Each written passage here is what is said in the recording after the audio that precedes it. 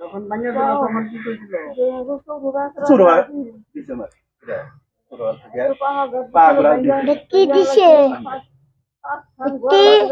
দেখি দিছে বেড়া খাই হ্যাঁ আমি দেখাই হ্যাঁ আমার 50,000 টাকার চেক দেওয়ার কথা। হ্যাঁ 15 বছর ধরে ঘরে ঘুরে পয়সা কাগজ চিকিৎসা করা হবে না যে নজর মারবে সেটা ঘরে ঘুরে হচ্ছে কোনো না এটা হলো মন্ডলে নিজে হচ্ছে ছোট বাড়ি কোনটা এটা হ্যাঁ এটা হলো মন্ডলে আইসা আমাকে এটা এটা বাবা এটা হ্যাঁ বাবা বাড়তে গেছিল যখন বৃষ্টি নামছে তখন কত কষ্ট করে থাকছি আমরা পশু আর আসলাম বুঝছেন না ওরা জানে গে এবার যে এখন আসাম সরকারের কাছে কি জানাবা?